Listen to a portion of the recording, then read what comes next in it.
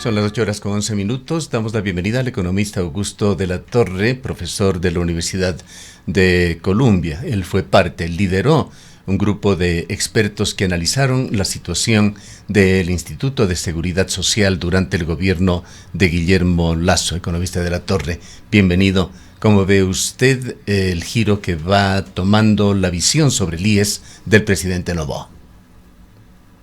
Muy buenos días, Gustavo. No sé si me escucha bien. Perfectamente. Adelante. Me alegro.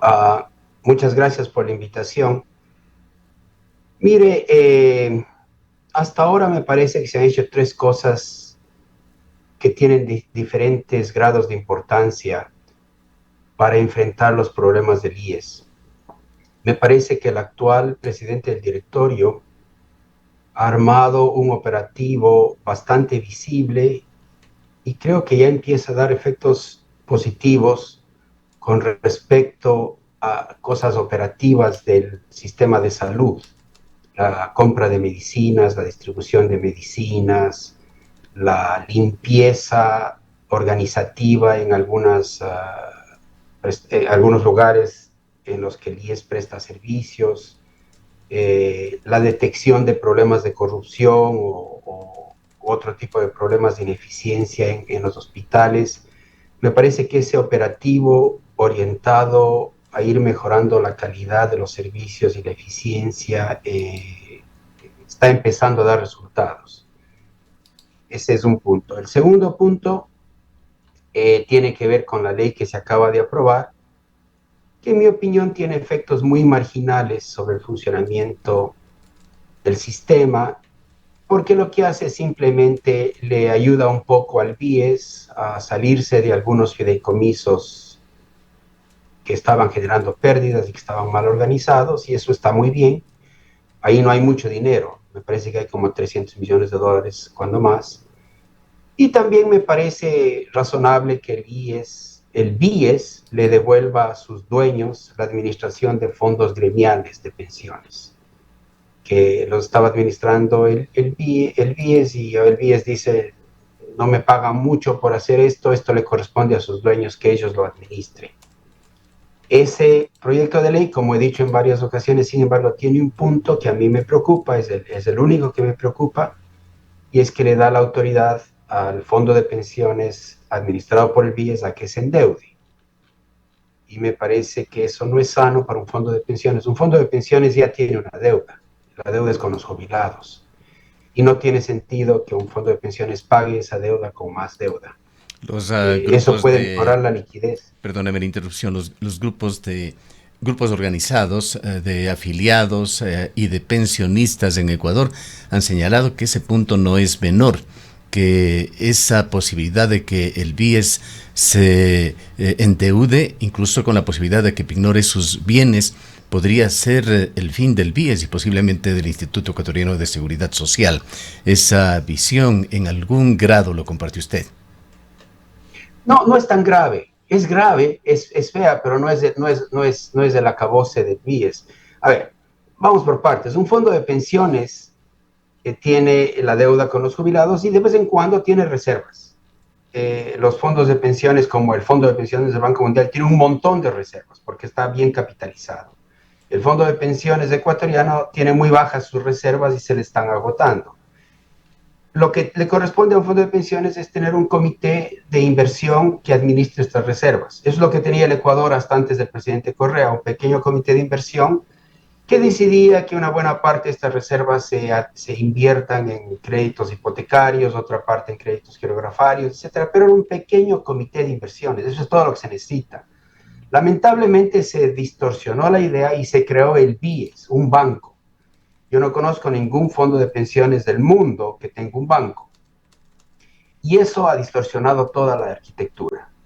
Pero en fin, si es que el fondo de pensiones se endeuda, lo que va a pasar es que va a tener dinero hoy, va a tener liquidez hoy como fruto del endeudamiento, eso le va a dar liquidez para ahora, pero mañana va a tener que servir esa deuda, va a tener que pagar los intereses y amortizar esa deuda, y eso se va a llevar parte de los aportes de los afiliados que ahora están usándose para pagar pensiones.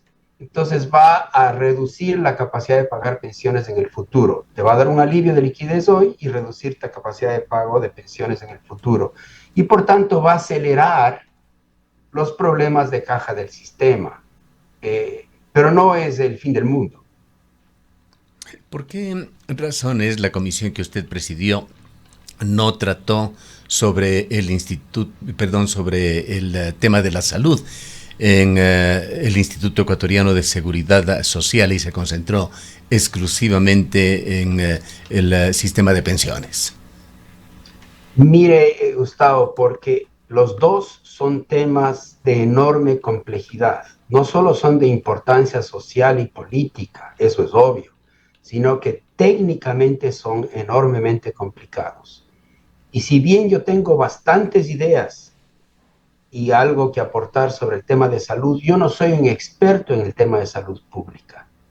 Entonces, yo no quería aventurarme, y eso le dije explícitamente al presidente Lazo, no quería aventurarme a ofrecer toda una reforma del sistema de salud pública con detalles, porque eso requiere una experticia de economistas y de gente que tenga experiencia en temas de salud pública. Sin Recordamos que embargo, yo me siento mucho más. usted describió al IES como un monstruo de muchas cabezas que administraba 5 seguros distintos, incluyendo salud y pensiones. Con estos antecedentes, ¿considera usted que es correcta en principio la posición del presidente de la República de señalar que el IES debería dejar de lado los temas de salud y que de esto debería encargarse el Ministerio de Salud? A ver, vamos rompiendo el problema en partes. El primero, la comisión dijo que el tema de salud es tan diferente del de pensiones que por lo menos habría que separarlos dentro del mismo IES. O sea, incluso si se quedase salud dentro del IES, tendría que tener un directorio diferente, con gente especializada y con experticia en temas de salud, y que debería haber un directorio separado dentro del mismo IES, dijo la comisión, que se encargue de 3 temas: pensiones, cesantía y desempleo. La comisión, por tanto, ya propuso que se separen las aguas dentro del IES, porque la comisión no quería aventurarse a hacer una propuesta más allá de estos terrenos. Usted me pregunta a mí, un segundo paso que el presidente ha anunciado, dice, no solo habrá que separarle salud de pensiones dentro del IES, sino que hay que parecería una buena idea sacar salud del IES y consolidarle con la salud pública del Ministerio de Salud y poner toda la salud pública del Ecuador en un solo punto, a saber, el Ministerio de Salud. Ese es un paso adicional al que la comisión había sugerido, pero a mí me parece muy atractivo. Me parece que hay mucha buena lógica económica y buenas prácticas internacionales que sugieren que que el sistema de salud pública de un país debería estar administrado en un solo punto, un solo arreglo institucional que rediseñe el sistema de salud pública ecuatoriana. El diablo está en los detalles, sin embargo, Gustavo. El pasar del sistema ahora bifurcado, porque ahora nuestro sistema de salud pública tiene 2 componentes, el Ministerio de Salud y el IES. Los dos prestan servicios parecidos con distintas maneras de financiamiento, pero con mucha ineficiencia porque hay mucha duplicación y no se puede verle al problema como un problema de salud pública en conjunto. Entonces, a mí me parece atractiva la idea de consolidar el sistema de salud pública ecuatoriano en un solo punto, pero creo que esa consolidación requiere de un nuevo rediseño, de repensar cómo queremos armar la salud pública en el Ecuador. Ahora, el IES, sin duda alguna, y hemos conversado más de una ocasión con usted, atraviesa una serie de inconvenientes, entre otras propuestas. Bueno, el presidente lo que plantea es que se separe el tema de la salud, pero entre otras propuestas, ¿cuáles deberían ser las acciones más inmediatas? Se habló en su momento, el propio presidente, cuando estuvo de candidato, hablaba de la urgencia de que el Estado establezca, por ejemplo, un cronograma de pagos para que se empiece a cancelar esa enorme enorme deuda que tiene con el Instituto Ecuatoriano de Seguridad Social. Es decir, el IES enfrenta una serie de inconvenientes, de problemas que pueden irse agravando con el paso de los años, pero las soluciones vemos que tampoco están llegando. Sí, Rosanita, la verdad es que las soluciones todavía no han llegado, pero me parece a mí que la propuesta anunciada por el presidente de consolidar la salud pública en un solo punto, en el Ministerio de Salud, y sacarle del IES, tiene que ver con lo que parece que se viene, que es una reforma a la Constitución. Porque actualmente la Constitución menciona al IES, le menciona al BIES, e indica explícitamente que el tema de salud está dentro del IES. Entonces, si es que queremos considerar en el Ecuador y discutir una reforma al sistema de salud pública que concentre toda la salud pública en un solo punto, se requeriría una reforma constitucional. Entonces, me parece que ese paso es necesario.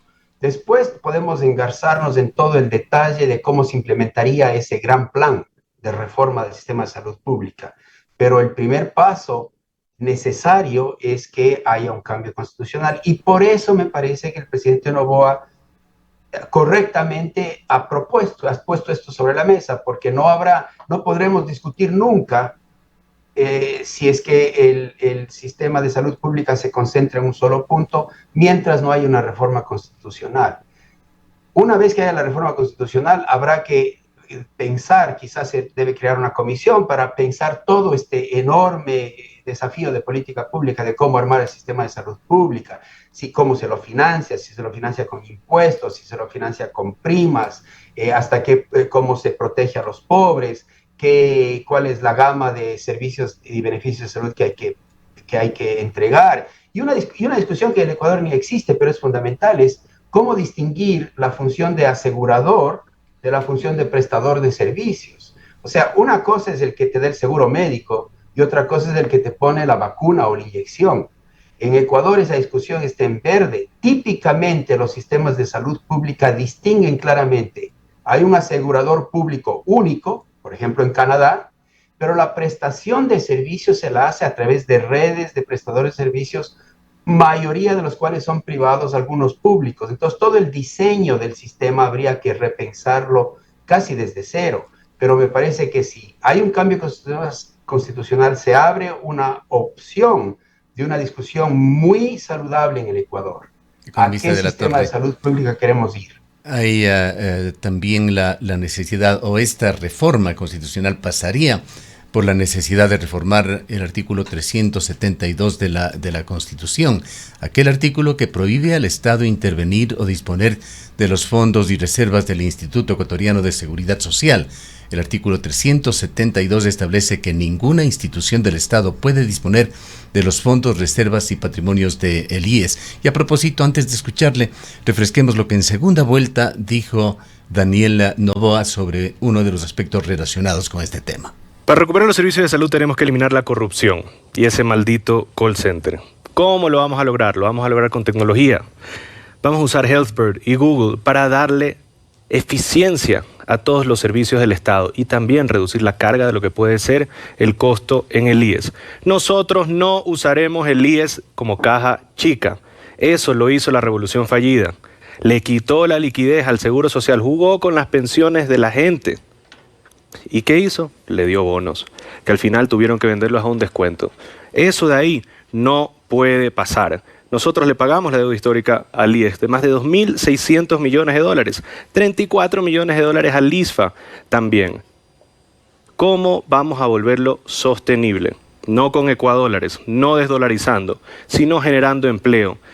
Bien, Daniel Noboa señalaba que iba a devolver el dinero de los bonos, me imagino que parte de los bonos que tenía el Estado en sus manos, pero la realidad es radicalmente diferente. En el gobierno de Daniel Noboa se ha hecho público, ha utilizado ya unos 5.000 millones de dólares adicionales a través de este mecanismo de compra de bonos del Estado por parte del BIES.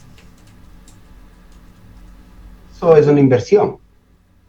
Una cosa es llevarse los bonos, llevarse fondos del sistema de pensiones y así como una especie de hurto, eso es una cosa. Otra cosa es que el fondo de pensiones invierta en activos y decida invertir en bonos del Estado. La mayor parte de los fondos de pensiones del planeta, parte de sus inversiones son en bonos de gobiernos. O sea, el fondo de pensiones del Banco Mundial tiene una buena parte de sus recursos invertidos en bonos del gobierno alemán y bonos del gobierno norteamericano, entre otras cosas. Entonces, una cosa es invertir en un bono que a lo mejor a la gente no le gusta y a lo mejor se podrían hacer mejores inversiones, pero otra cosa es robarse el dinero.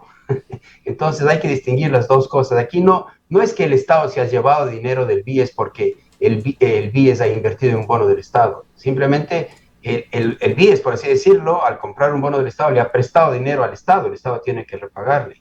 Hay un problema, que hay una deuda que no tiene la forma de bonos, una deuda no documentada. Antes de pasar a esa, hay que regularizarla. Permítame, economista de la Torre, antes de pasar a eso, esos aproximadamente 15,000 millones de dólares que se estiman tendría ya en bonos del Estado el BIES, ¿algún día se recuperarán? Pues allí viene esa controversia de que, si bien tiene mucho dinero guardado en sus libros, el IES carece de dinero para las cuestiones más básicas. Nos ha hablado, por ejemplo, de la situación de medicamentos o del sistema de salud que esté en una verdadera crisis. A ver, Gustavo, creo que estamos confundiendo algunas cosas aquí. Si hay un ingreso que tiene el BIES regular, es el pago de los intereses que el MEF hace sobre los bonos del Estado que están en manos del BIES. O sea, ahí no ha habido ningún retraso. Así es, viene cumpliendo el Estado, eso es claro. El Estado paga los intereses regularmente.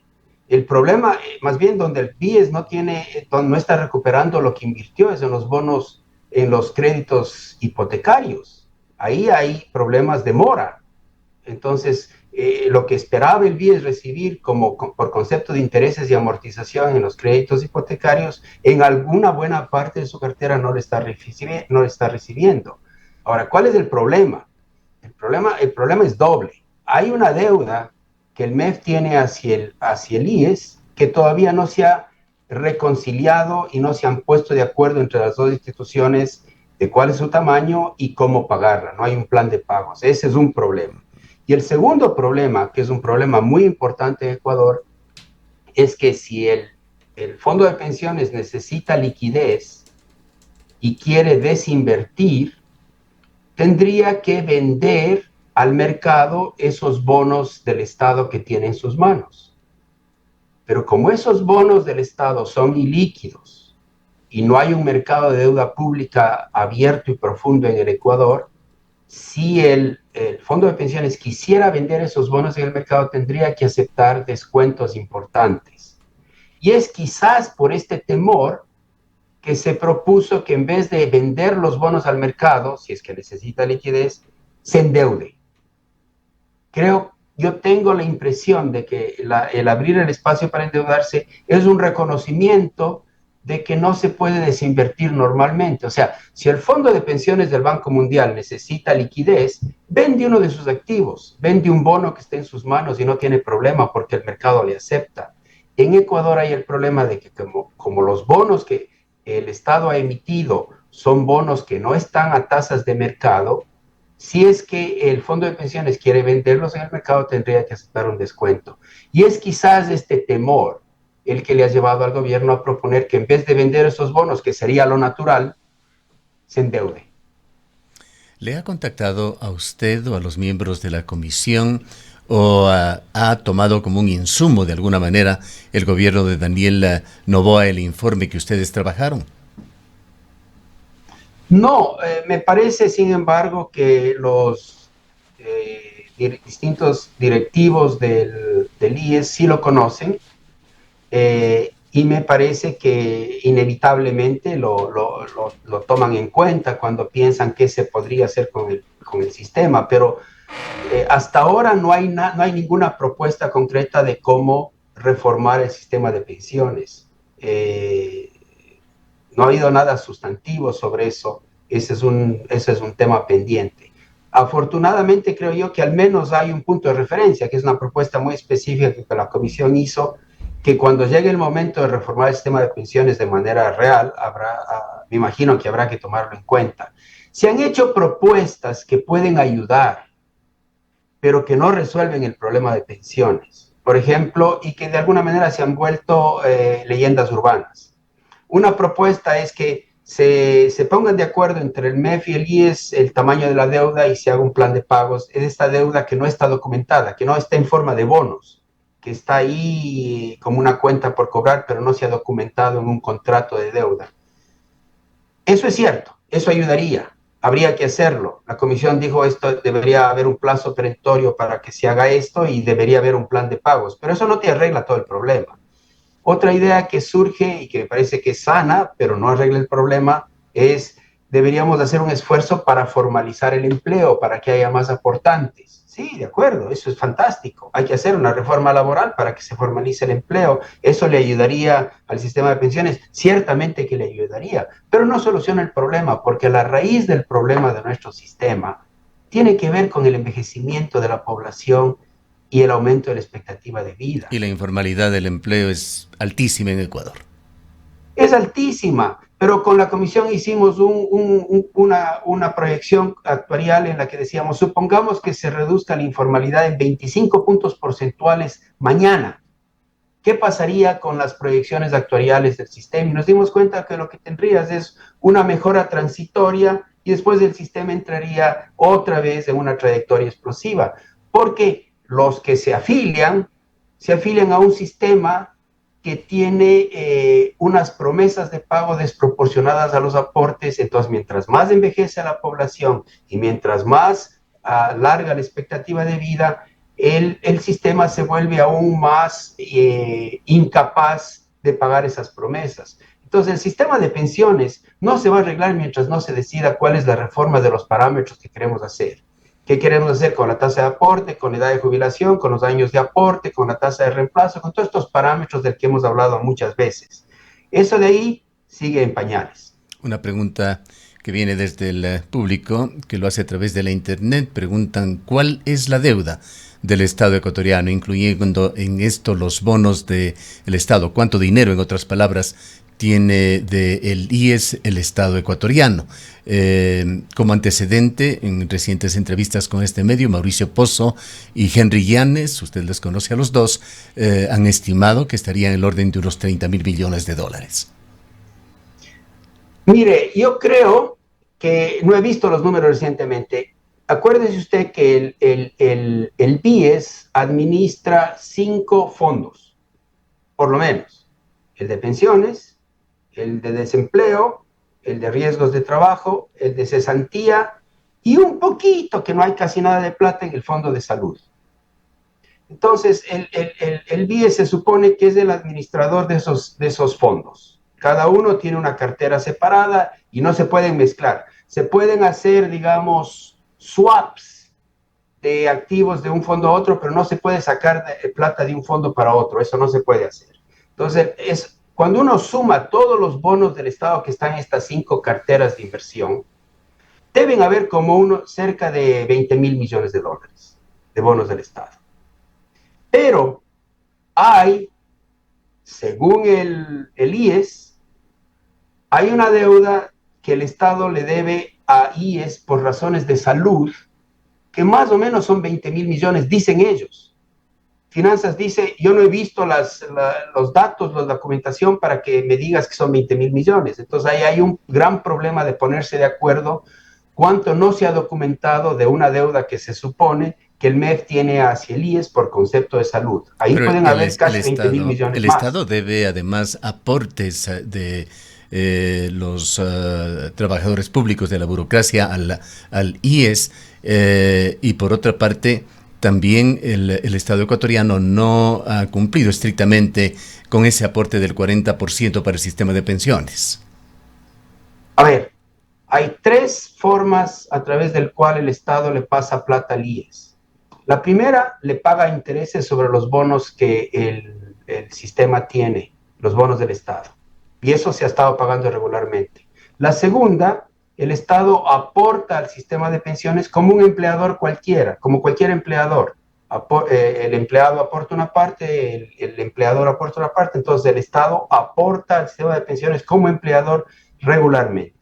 Y la tercera parte es que la ley le dice al Estado, aparte de tus aportes al sistema como empleador, tienes que pagar el 40% de las pensiones. Y ese monto no ha sido siempre pagado a tiempo y en su totalidad. Y hubo un periodo durante el gobierno de Correa que no se pagó.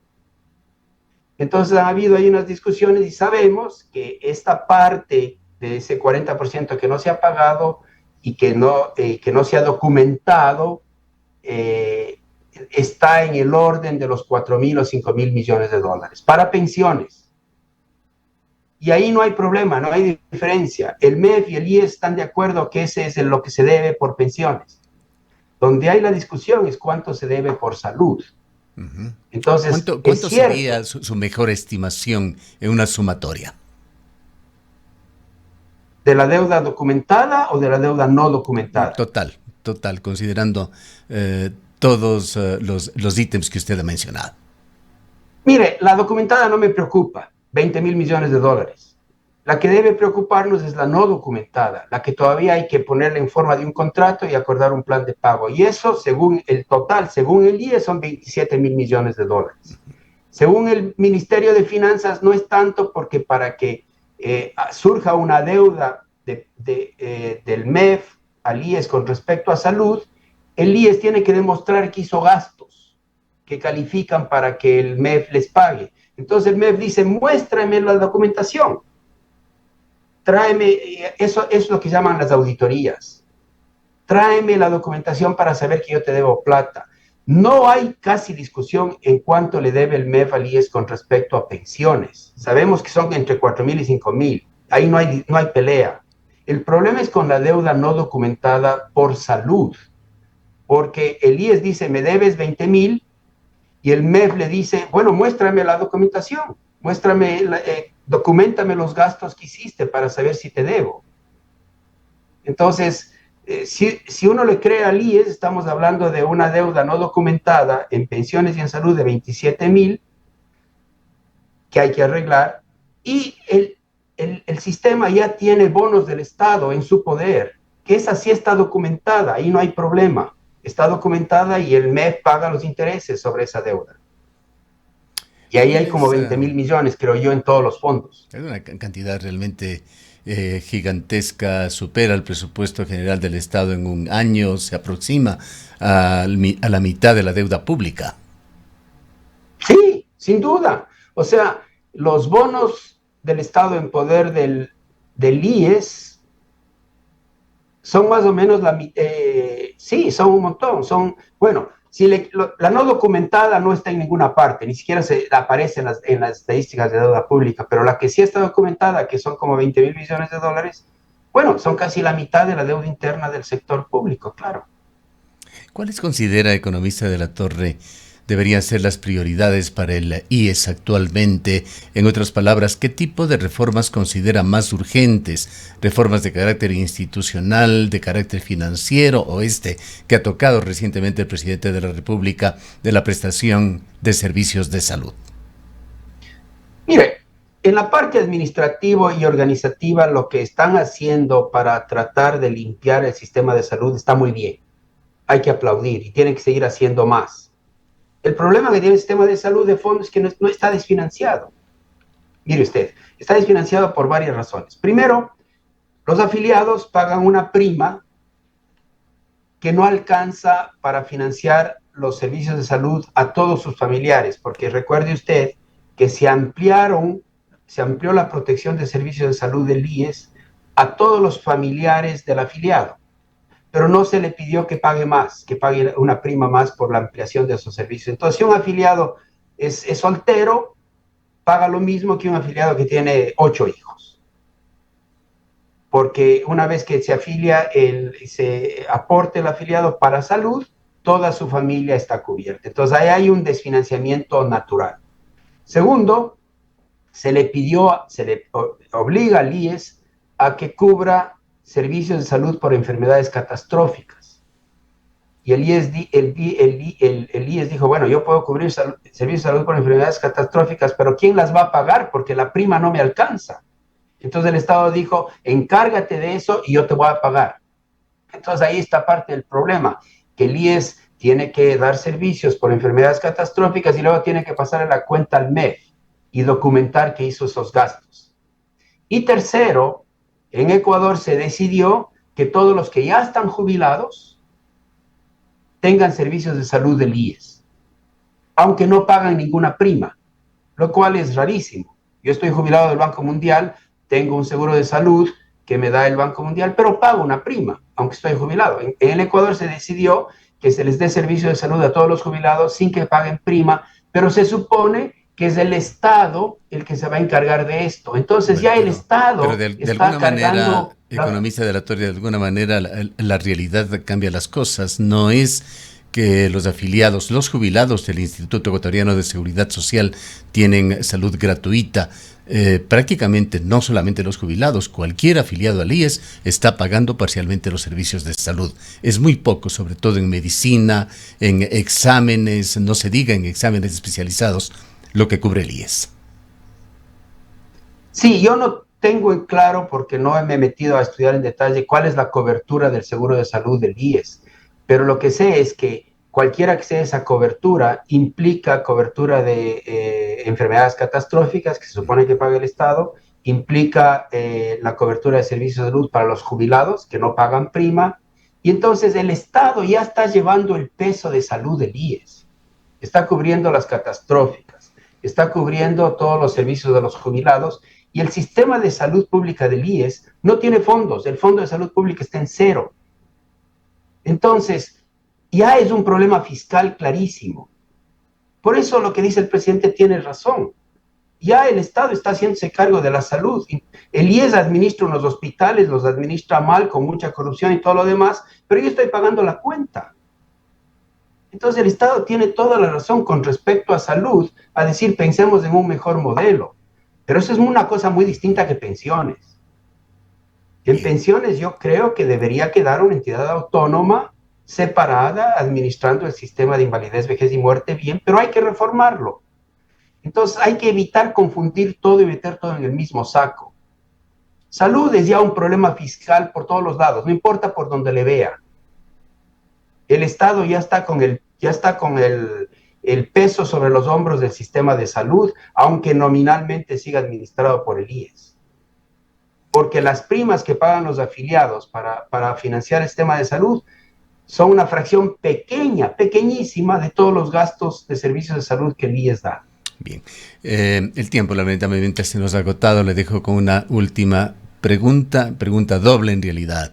Por una parte, ¿es viable un modelo mixto de seguridad social en Ecuador? ¿Se puede pensar en eso, que combine aportes públicos, privados y comunitarios? Y por otra parte, ¿existe algún referente, ya sea en Latinoamérica o en el mundo, de sistemas de seguridad social a los que Ecuador podría mirar y eventualmente emular? Sí, claro, así surgió el trabajo de la comisión. Para pensiones, me parece a mí que los mejores ejemplos de sistemas de pensiones que funcionan se los encuentra en Suecia, en Australia, en Nueva Zelanda, y ahora se los puede encontrar también en la región, en Costa Rica, en Uruguay. Entonces hay mucho que aprender del mundo de cómo armar bien un sistema de pensiones, que típicamente los que funcionan tienen una pensión vitalicia como la que otorga el IBM, complementada por ahorros para la vejez. Hacia allá va el mundo en sistemas de pensiones.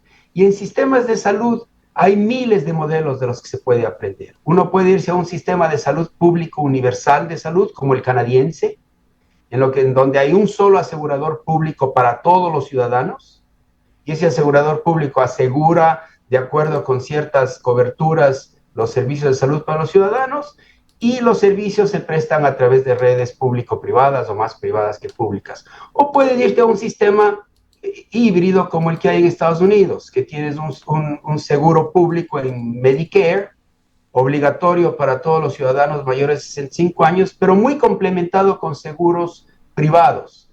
Además, los servicios del sistema de salud pública pueden financiarse también con primas, no solo con impuestos. Entonces, en el Ecuador habría que pensar todo este diseño y necesitamos aprender de la experiencia internacional, un grado de experticia, un grado de paciencia y mucha capacidad técnica. Estas cosas no se solucionan. Son problemas tan complejos que en el Ecuador creemos que podemos solucionarlos de la noche a la mañana. Claro. Somos vagos en el Ecuador. Algo que nos preguntamos es si estos países que usted ha mencionado tienen en la misma medida o en similar medida ese problema endémico de Ecuador, la corrupción.